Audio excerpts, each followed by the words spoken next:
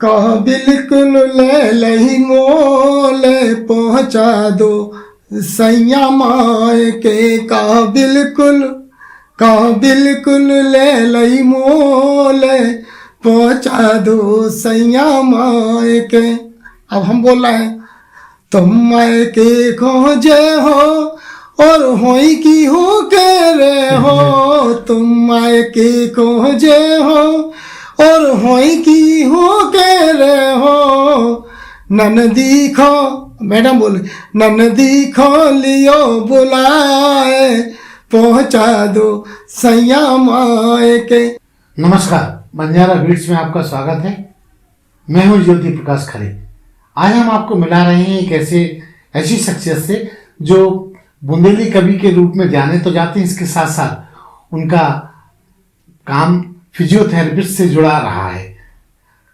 चलिए मिलते हैं डॉक्टर रमेश बुंदेला जी से। नमस्कार बुंदेला जी। नमस्कार साहब। बुंदेला जी, जैसे फिजियोथेरेपी का आपका पैशन रहा, प्रोफेशन रहा, होती क्या है फिजियोथेरेपी? मानने में ये होती है, जैसे हम आम आदमी हैं, हमें हमारे हाथ पैर बढ़िया चल रहे हैं, अब हम अचानक मान लो गिर गए, हमें चोट लग गई, हाँ। या चोट लग गई, हड्डी फ्रैक्चर हो गया तो प्लास्टर बना रहा तो उससे जकड़न आ जाती है, मूवमेंट नहीं होता है, तो फिर उसको फिजियोथेरेपी की जरूरत पड़ती है। किसी को गठिया बीमारी हो गई है तो उसमें जकड़न होती है, तो उसको भी चलाने के लिए जो चलाया जाता है उससे मूवमेंट होता है। मूवमेंट को कराना जरूरी है, उससे मूवमेंट जब होगा तो बीमारी से छुटकारा मिलेगा। मेन होता है कि यदि किसी भी इंसान को फ्रैक्चर हो गया है और फिर हमें उसको उसी पोजीशन में लाना है जैसे वो अच्छा था पहले, तो हमको उसी पोजीशन में लाना मेन फिजियोथेरेपी है। आप तकलीफ हो गई, आप कुछ कर नहीं पा रहे, आप पैर नहीं मोड़ पा रहे, लेकिन आपको हमें अच्छी पोजीशन में जैसे पहले थे उसी पोजीशन में लाना है, ये फिजियोथेरेपी है। डॉक्टर साहब, ये बताइए कि आपने इस विद्या को कहाँ से अर्जन किया और कहाँ कहाँ काम किया? हाँ, मैं मेडिकल कॉलेज झांसी में सन 75 मेरी मेडिकल कॉलेज में ज्वाइनिंग हुई। 18 अप्रैल 1975 में जो मैं फिजियोथेरेपी डिपार्टमेंट में भी ही हुई। अच्छा, फिजियोथेरेपी विभाग मेरे को मिला। शुरुआत मेरी डॉक्टर डबराल थे, उन्होंने बताया, रजिस्टर दे दिया, भैया इसमें सबके नाम लिखो और कसरत कराओ, ऐसे ऐसे कराओ। उन्होंने हमें बताया, हम करते रहे। करते धीरे धीरे हमें पेपर में न्यूज निकली, तो हमारे 7 साल हमको हो चुके थे नौकरी करते हुए, और तो पेपर में निकला कि यदि 7 वर्ष का आपको एक्सपीरियंस हो medical college Jhansi medical college का, सरकारी अस्पताल का, और BA प्रीवियस, तो आप इसमें फार्म भर सकते हो। तो पश्चिम बंगाल में निकली पोस्ट, तो मैंने उसमें अप्लाई कर दिया, तो मेरा वहाँ एडमिशन हो गया और मैं पत्राचार से मैंने अपना डिप्लोमा कर लिया।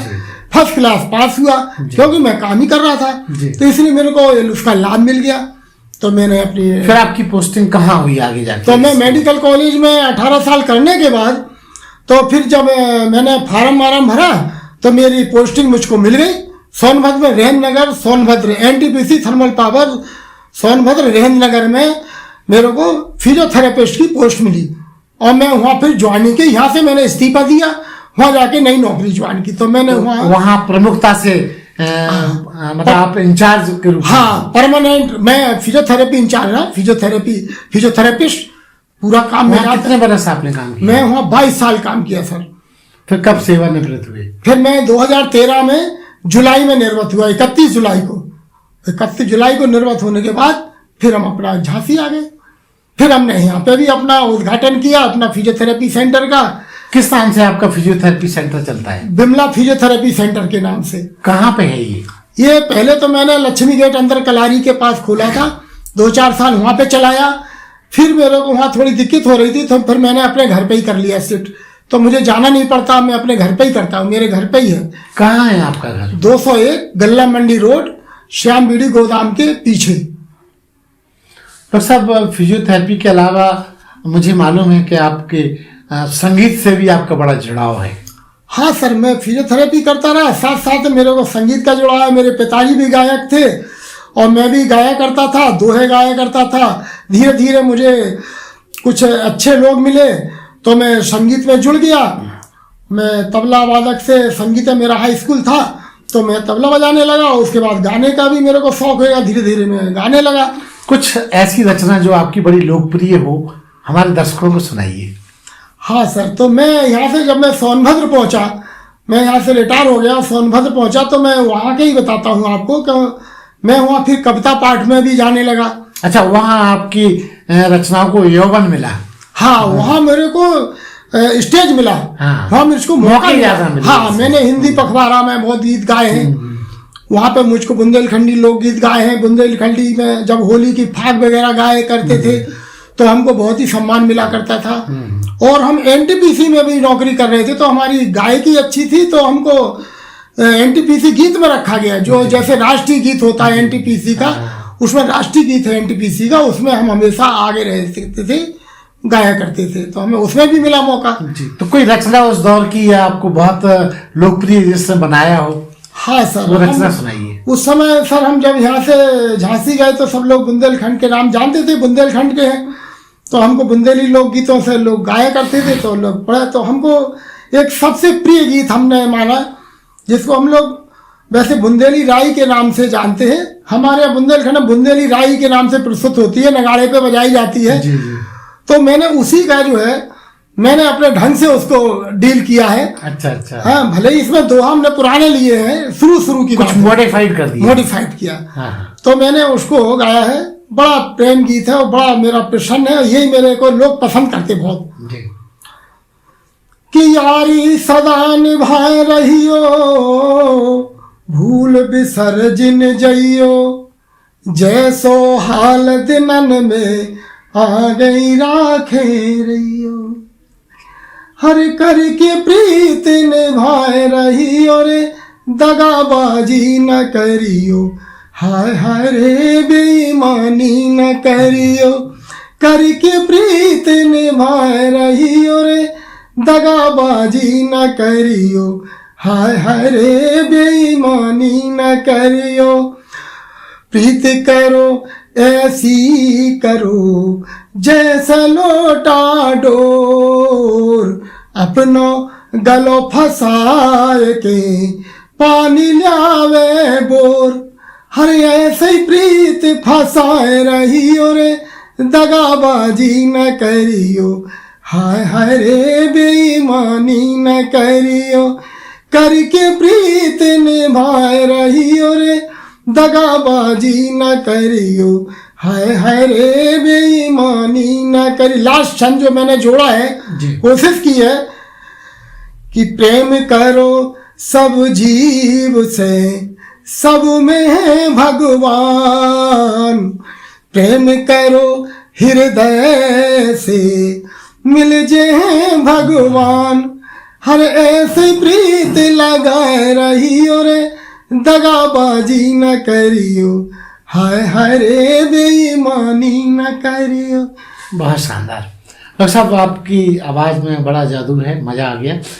हम ये जानना चाहते हैं कि जैसे आप एक डॉक्टर फिजियोथेरेपी से जुड़े रहे, वहाँ आप इंचार्ज भी रहे, म्यूजिक के लिए समय कैसे निकाल पाते थे?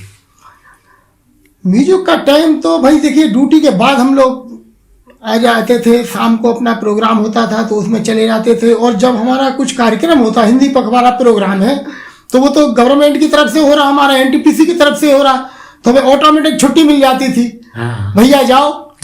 तो हमने हिंदी पखवाड़ा में करने के लिए, हाँ, कि भाई गवर्नमेंट का ही कार्यक्रम है, वो हम कार्यक्रम करेंगे, तो उनको खुशी होती थी कि हमारा एम्प्लॉय इतना अच्छा गा रहा है। तो हम एनटीपीसी में जो भी प्रोग्राम होता था तो हमको गाने का मौका मिलता था, तो हमको छुट्टी भी मिलती थी। मतलब गाने की वजह से आपको लोकप्रियता में इजाफा होता था? हाँ सर, बहुत ज्यादा, और अच्छा लगता था। तो हिंदी पखवाड़ा है, बहुत सारे प्रोग्राम होते थे, तो हम उसमें सब में गाया करते थे। लोकगीत में जो भी जैसा भी वो कहते, हम बुंदेलखंडी लोकगीत ज्यादा गाया करते थे जी। तो एक आध और लोकगीत हमारे दर्शकों को सुनाइए, जो उस समय आपको उसको सुनने के बाद दर्शकों ने सराहा हो। हाँ सर, तो हमने कहा कि भाई हम नौकरी कर रहे हैं, आप सब नौकरी कर रहे हैं, लेकिन हम जी रहे हैं, खा रहे हैं कहाँ से?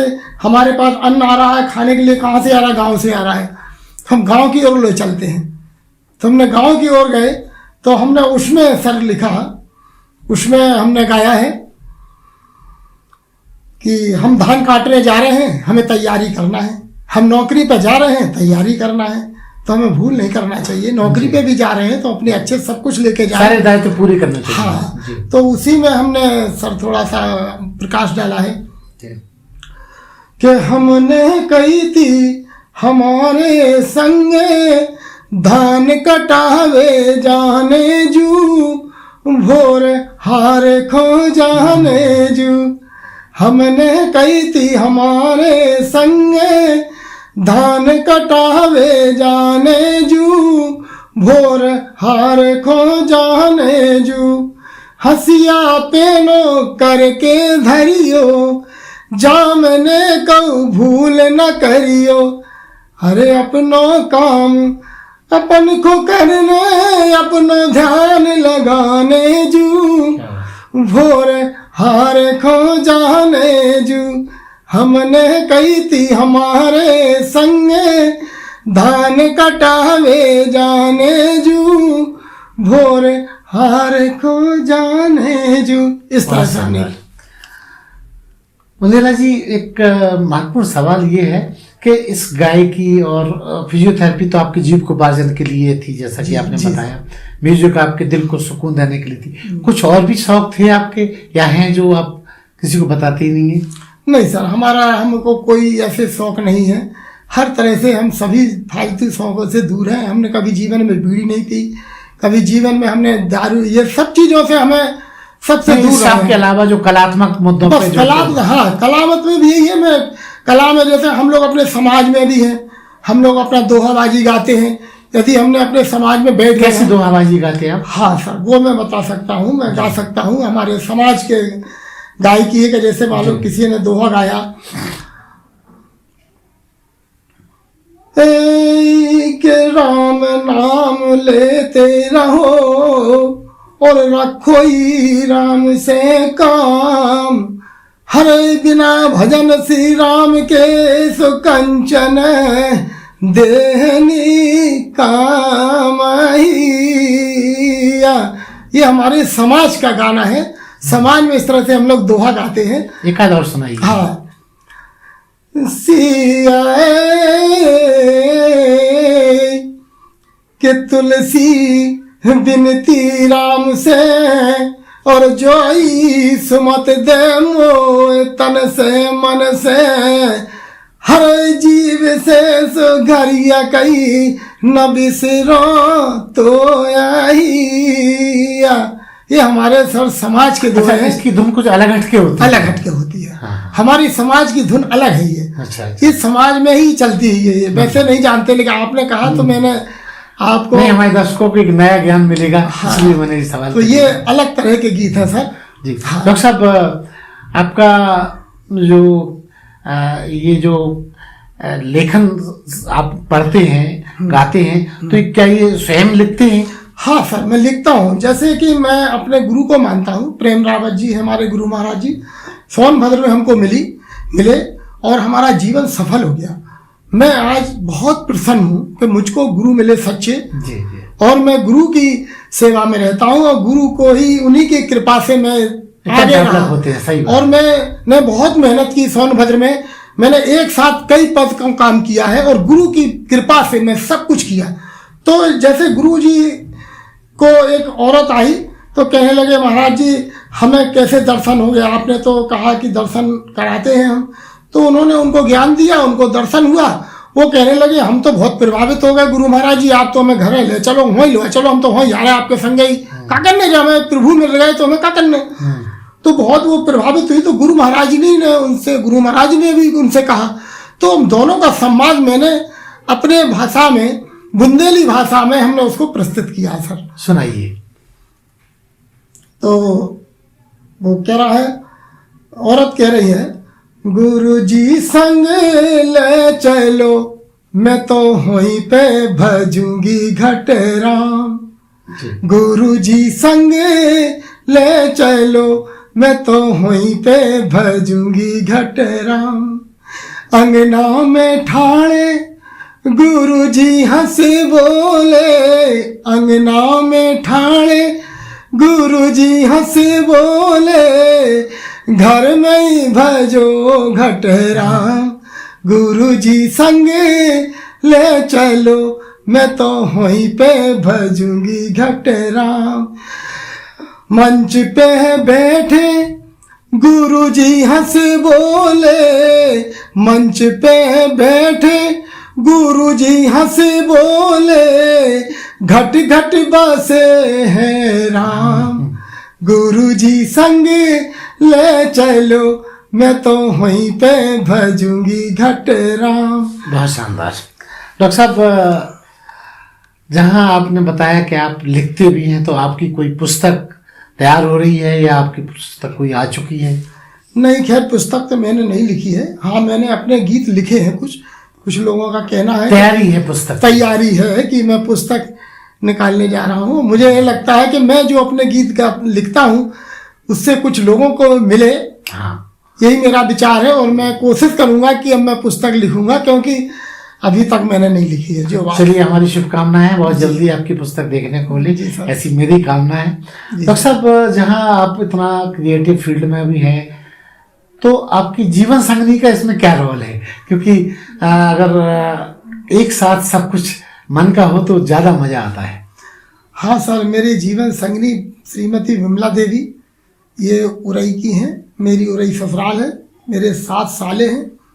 बहुत बड़ा परिवार है उनका जी।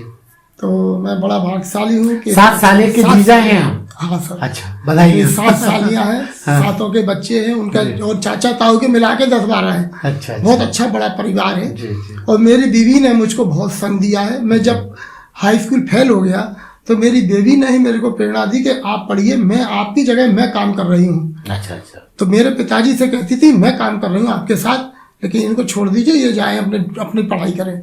तो पढ़ने के लिए जाता था तो रामबाग में बैठ के, लक्ष्मी ताल में, रामबाग में काली जी के मंदिर पे चला जाता था। मैं पढ़ता था जी। और और मैं पढ़ाई करता रहा, नौकरी भी करता था, माता पिता की सेवा भी करना, घर का काम भी करना, उसे पढ़ाई करना। उसमें मेरी मैडम की पूरी भूमिका है। अच्छा अच्छा।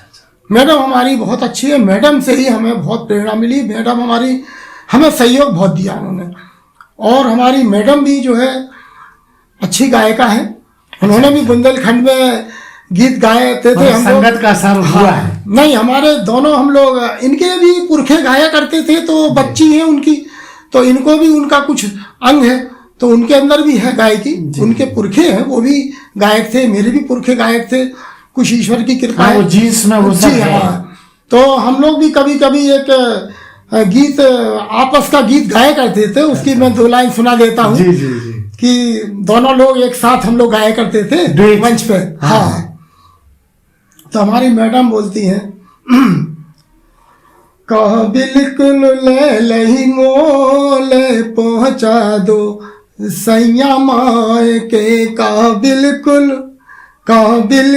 ले लही मोले पहुंचा दो सैया माए के।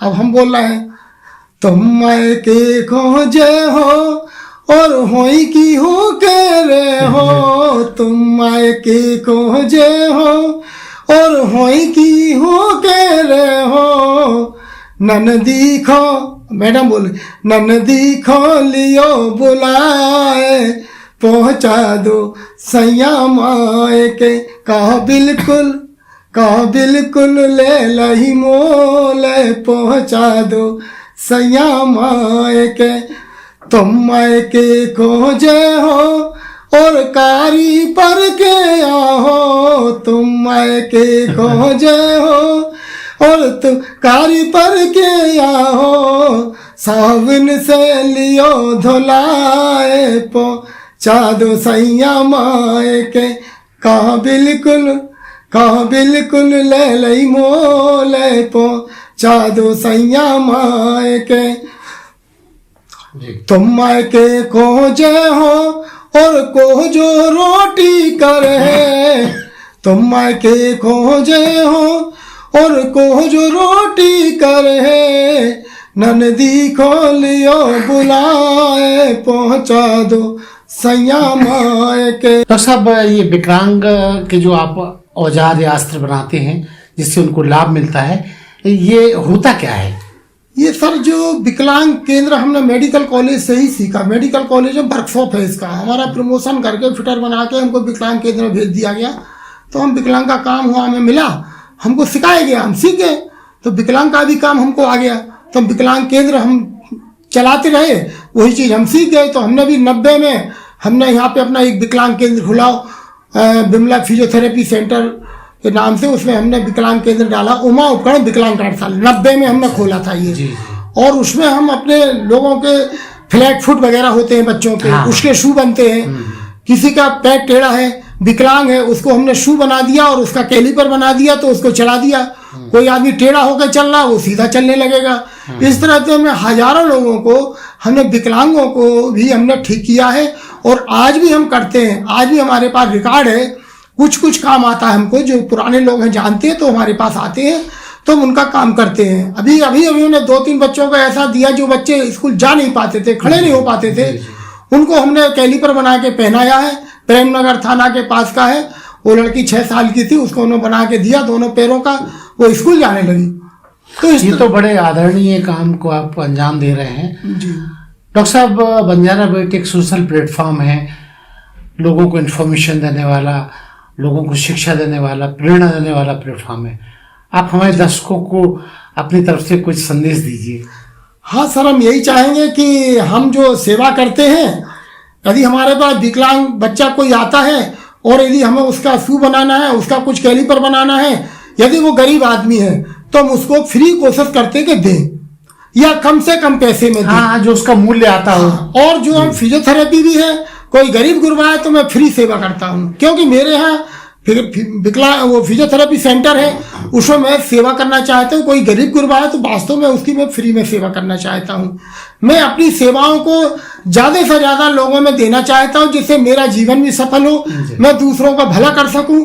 इसी तरह से विकलांग का है, विकलांग का भी काम मैं आपको कम से कम पैसे में और अच्छा काम करके दूंगा, क्योंकि मेरा ध्येय है कि मैं लोगों की मदद कर सकूं, दूसरों के लिए जीना। मेरी तो जिंदगी हो गई, अब मुझे क्या करना है? मेरी 70 साल होने जा रही है, मुझे कोई कमाने की वो नहीं है, लेकिन हाँ, मैं दूसरों की मदद कर सकूं, मैं किसी के काम आ सकूं। इसलिए मैं विकलांग केंद्र और फिजियोथेरेपी में चला रहा हूँ और लोगों को सेवा कर रहा हूँ। मुझे ये चाहिए कि मैं जितना मुझको मिलता है काम तो मैं करता रहूंगा, तो मैं भी अच्छा रहूंगा। हाथ पैर चलते रहेंगे तो मैं भी काम करता रहूंगा। और मैं चाहता हूं, संदेश है मेरा कि हर इंसान को अपने जीवन में 10-15 मिनट जरूर देना चाहिए। सुबह उठ करके जो हम स्कूल की पीटी करा करते थे बचपन में, उस पीटी को भी कर ले तो हमारे लिए बहुत बड़ी बात है कि हमारा ब्लड प्रेशर नहीं बढ़ेगा, हमारा स्वास्थ्य अच्छा रहेगा। तो मैं तो यही कहूंगा कि जो फिजियोथेरेपी से मिलो, फिजियोथेरेपिस्ट से बात करो, फोन पे बात कर लो, कम से कम आप अपने जीवन को तो अच्छा बनाओ। बिल्कुल, अपनी बॉडी को एक्सरसाइज करके और अच्छा बनाओ, सुखी बनाओ। मैं उसे फ्री सेवा दे सकता हूँ। ठीक जी सर। तो ये थे डॉक्टर बुंदेला जी, जो विकलांगों के लिए बहुत आदरणीय काम कर रहे हैं। इसके साथ साथ फिजियोथेरेपी मुफ्त में भी करने का वादा कर रहे हैं। डॉक्टर साहब, बंजारा बीट्स से बात करने के लिए बहुत इस चैनल को लाइक और सब्सक्राइब करना ना भूलें। देखते रहिए बंजारा बीट्स।